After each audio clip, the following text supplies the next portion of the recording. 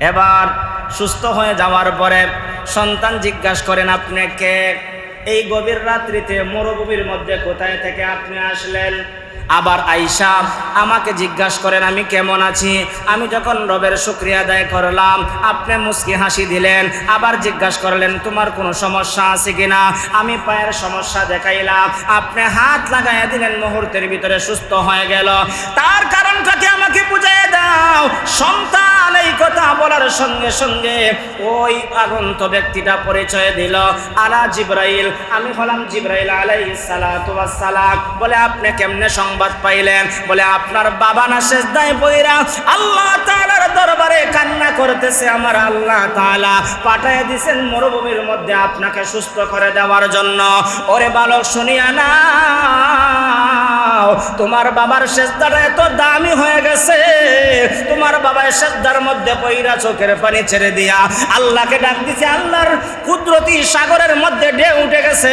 আমার আল্লাহ তাআলা গভীর রজনীতে আমি ফেরেশতাদের সরদার জিবরাইল আলাইহিস সালাতু ওয়াস সালামকে তোমাদের কাছে পাঠিয়ে দিয়েছে। আমার আল্লাহ তাআলা আমি জিবরাইলের হাতের মধ্যে বরকত দান করে দিয়েছে। আমি যখন তোমার বেতাস্থানে রোগাক্রান্ত জায়গায় হাতটা লাগাইয়া দিলাম, মুহূর্তের ভিতরে তোমার রোগাক্রান্ত জায়গাটা আমার আল্লাহ সুস্থ করে দিয়েছেন। আল্লাহু আকবার। ওয়াসবির আলা মা আসাবাক, ধৈর্য ধারণ করলে প্রতিফল ভালো দেন কে? আরো জোরে বলেন কে? এবার 2 নম্বরে আগন্ত লোকটা ডাক দিয়া বলে, আপনাদের ঘটনা এখানে কেন ঘটেছে আপনি কি জানেন? বালক ডাক দিয়া বলে, না না, মরুভূমির মধ্যে এমন বিপদে কেন পড়লাম জানি না।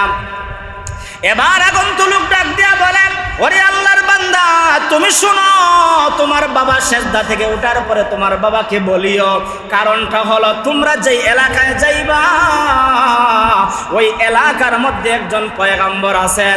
বলে হ্যাঁ আমরা তো জানি। বলে আমরা তো ওই পয়গম্বরের কাছে যাওয়ার জন্য রওনা দিয়েছিলাম। বলে ওই এলাকার উম্মতেরা নবীর উপরে নির্যাতন করার কারণে, নবীকে কটাক্ষ করার কারণে, নবীর উপরে অপবাদ দেওয়ার কারণে আমার আল্লাহ তাআলা সাধারণ বৃষ্টি বন্ধ করে দিয়া তাদের উপরে পাথরের বৃষ্টি নাজিল করেছেন। তারা এরকম ভাবে কষ্টের মধ্যে ছিল।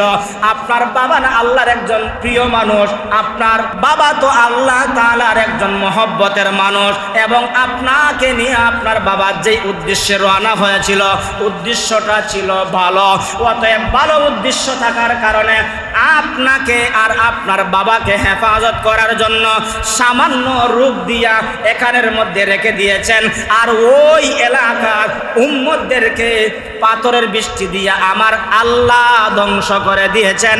সেজন্য সামান্য একটা আঘাত দিয়া তোমাদেরকে মরুভূমির মধ্যে রাখা হয়েছে। হযরত লুকমান তার সন্তানকে সবর প্র্যাকটিক্যালে শিখাইছেন। তার সন্তানকে প্র্যাকটিক্যালে শিখাইছেন। ওনার সন্তানকে যখন তিনি সবরের ওয়াজ করলেন, নসিহত করলেন, সন্তান বলতেছেন, বাবা আপনি তো মুখে বললেন, একটা সবরের দৃষ্টান্ত আমাকে দেন। হযরত লুকমান বললেন, আচ্ছা ঠিক আছে, আমার কথাটা হয়তো তোমার কাছে একটু আনিজি লাগতেছে, চলো অমুক এলাকার মধ্যে একজন পয়গাম্বর আছেন, ওই পয়গাম্বরের কাছে তোমাকে নিয়ে চলি, ওই পয়গাম্বর তোমাকে নসিহত করবেন। এবার বাপ বেটা দুইজনে মিলে ওই পয়গাম্বরের কাছে যাওয়ার জন্য শত শত মাইল দূরে যাওয়ার জন্য রওনা হয়ে গেলেন। মরুভূমির রাস্তা, সবর ধৈর্য শিখবেন। হযরতে লুকমান তার সন্তানকে নিয়ে রওনা হয়ে গেলেন। রওনা হইয়া যাইতে যাইতে যাইতে যাইতে মরুভূমির এমন একটা জায়গায় চলে গেছেন, মনে করেন শত মাইল চলে গেছেন। এমন একটা মরুভূমি, কোনো মানুষ নাই, কোনো ঘাস নাই, কোনো বৃক্ষ লতা পাতা নাই, শুধু মরুভূমি, ভালু আর ভালু। ওই বালুকণার মধ্যে হঠাৎ এমন একটা দুর্ঘটনা ঘটে গেল।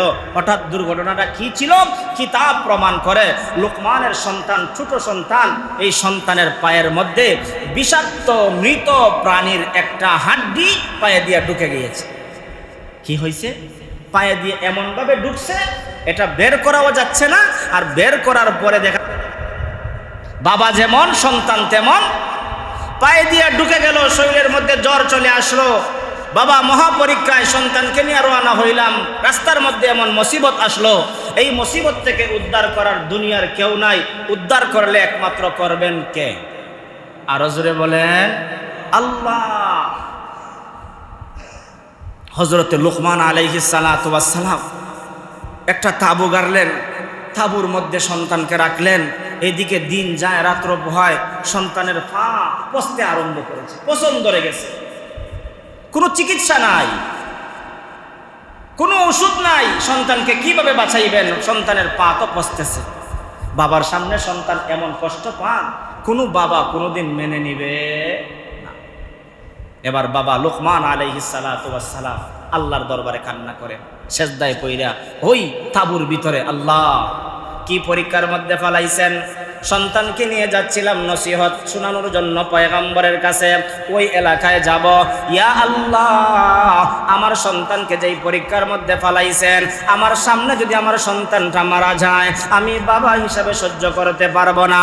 আমার সন্তান যে কষ্ট করতেছে, আমি বাবা সহ্য করতে পারতেছি না। ওগো মালিক আল্লাহ, এই বিপদ থেকে আমাদেরকে উদ্ধার করো, এই বিপদ থেকে আমাদেরকে হেফাজত করো। এমন কথা বইলা বইলা হযরতে লুকমান আলাইহিস সালাতু ওয়াস সালাম আল্লাহর দরবারে কান্না করতে লাগলেন, আল্লাহ তাআলার দরবারে ফরিয়াদ করলেন। মুমিন আল্লাহওয়ালা যখন সেজদায় পইরা আল্লাহকে ডাকে, আমার আল্লাহ তাআলা মরুভূমির মধ্যেও বান্দার ডাকে সাড়া দিতে পারেন কি পারেন না? আল্লাহ তাআলা বান্দার ডাকে সাড়া দিয়ে দিলেন।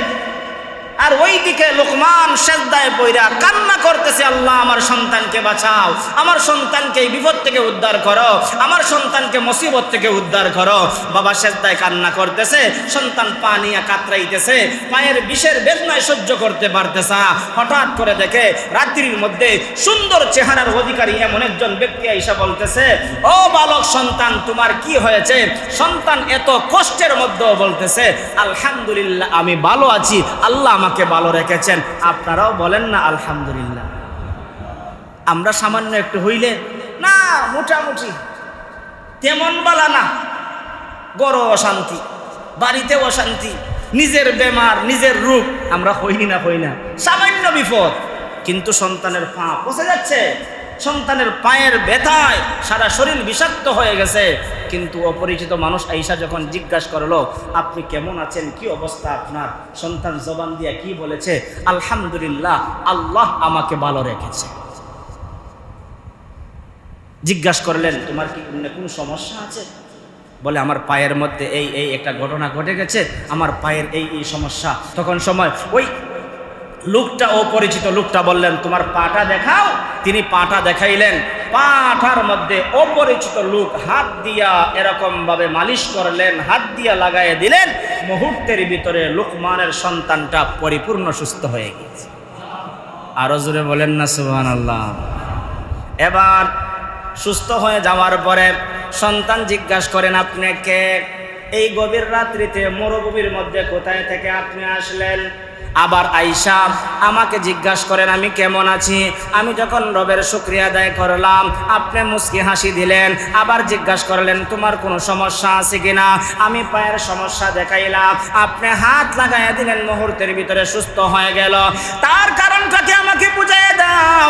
সন্তান এই কথা বলার সঙ্গে সঙ্গে ওই আগন্ত ব্যক্তিটা পরিচয় দিল, আলা জিবরাইল, আমি হলাম জিবরাইল আলাইহিস সালাতু ওয়াস সালাম। বলে, আপনি কেমনে সংবাদ পাইলেন? বলে, আপনার বাবা না সেজদায় পইরা আল্লাহ তাআলার দরবারে কান্না করতেছে, আমার আল্লাহ তাআলা পাঠায় দিয়েছেন মরুভূমির মধ্যে আপনাকে সুস্থ করে দেওয়ার জন্য। ওরে বালক, শুনিয়া না,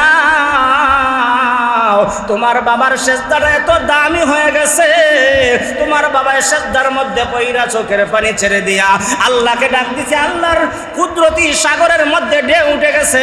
আমার আল্লাহ তাআলা গভীর রজনীতে আমি ফেরেশতাদের সরদার জিবরাইল আলাইহিস সালাতু ওয়াস সালামকে তোমাদের কাছে পাঠিয়ে দিয়েছে। আমার আল্লাহ তাআলা আমি জিবরাইলের হাতের মধ্যে বরকত দান করে দিয়েছে। আমি যখন তোমার বেতাস্থানে রোগাক্রান্ত জায়গায় হাতটা লাগাইয়া দিলাম, মুহূর্তের ভিতরে তোমার রোগাক্রান্ত জায়গাটা আমার আল্লাহ সুস্থ করে দিয়েছেন। আল্লাহু আকবার। বলেন তো দেখি, সবর করলে, ওয়াসবির আলা মা আসাবাক, ধৈর্য ধারণ করলে প্রতিফল ভালো দেন কে? আরো জোরে বলেন কে? এবার 2 নম্বরে আগন্ত লোকটা ডাক দিয়া বলে, আপনাদের ঘটনা এখানে কেন ঘটেছে আপনি কি জানেন? বালক ডাক দিয়া বলে, না না, মরুভূমির মধ্যে এমন বিপদে কেন পড়লাম জানি না। এবার আগন্ত লোক ডাক দিয়া বলে, ওরে আল্লাহর বান্দা, তুমি শোনো, তোমার বাবা সেজদা থেকে ওঠার পরে তোমার বাবাকে বলিও, কারণটা হলো তোমরা যেই এলাকায় যাইবা ওই এলাকার মধ্যে একজন পয়গাম্বর আছেন। বলে, হ্যাঁ আমরা তো জানি। বলে, আমরা তো ওই পয়গাম্বরের কাছে যাওয়ার জন্য রওনা দিয়েছিলাম। বলে, ওই এলাকার উম্মতেরা নবীর উপরে নির্যাতন করার কারণে, নবীকে কটাক্ষ করার কারণে, নবীর উপরে অপবাদ দেওয়ার কারণে আমার আল্লাহ তাআলা সাধারণ বৃষ্টি বন্ধ করে দিয়া তাদের উপরে প্রাতরের বৃষ্টি নাজিল করেছেন। তারা এরকম ভাবে কষ্টের মধ্যে ছিল।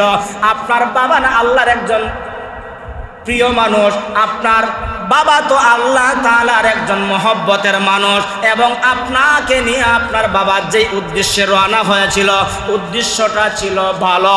অতএব ভালো উদ্দেশ্য থাকার কারণে আপনাকে আর আপনার বাবাকে হেফাজত করার জন্য সামান্য রূপ দিয়া এখানের মধ্যে রেখে দিয়েছেন, আর ওই এলাকার উম্মতদেরকে পাথরের বৃষ্টি দিয়া আমার আল্লাহ ধ্বংস করে দিয়েছেন। সেজন্য সামান্য একটা আঘাত দিয়া তোমাদেরকে মরুভূমির মধ্যে রাখা হয়েছে। দেখবেন আমাদের সমাজের মধ্যে একটা মানুষ মুসিবত থেকে বাঁচার জন্য দোয়া করেছে, এরপরও মুসিবতে পড়ে গেছে, তার পাশের লোকটা অ্যাক্সিডেন্টে মারা গেছে, আর ওই লোকটা সামান্য আঘাত পাইয়া হসপিটালে গেছে, এ শুকরিয়া আদায় করে, ওই লোকটা মারা গেছে, আমার আল্লাহ আমারে বাঁচাইছে। এমনও লোক আছে সামান্য আঘাত পাইয়া কয়, আল্লাহ আর খেউরে দেখে না, খালি আমারই দেখে। কইনি না কয় না? আল্লাহ যে তারে মরার থেকে বাঁচাইছে শুকরিয়া আদায় করে না। আল্লাহ যে তারে বড় অ্যাক্সিডেন্ট থেকে বাঁচাইছে শুকরিয়া আদায় করে না। এরকম মানুষ আমাদের সমাজে আছে না নাই? কথার কথা। এখন তো এরকম হয় না, কোনো কোনো জায়গায় দেখা যায় 40 জন 50 জন হুজুরে একত্রিত করে দোয়া করায় না?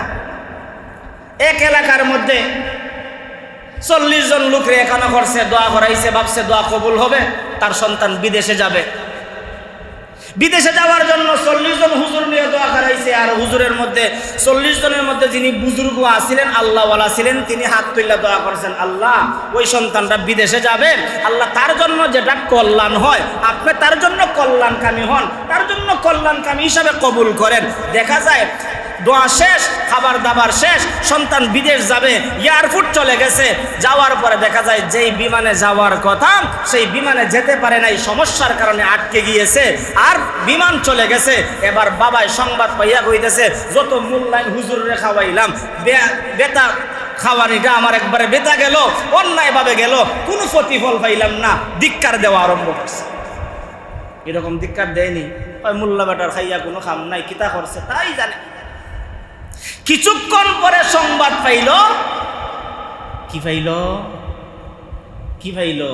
সংবাদ পাইল যে যেই বিমানটা আকাশে উড়েছে ওই বিমানটা সমুদ্রের মধ্যে গিয়া ধ্বংস হয়ে গিয়েছে।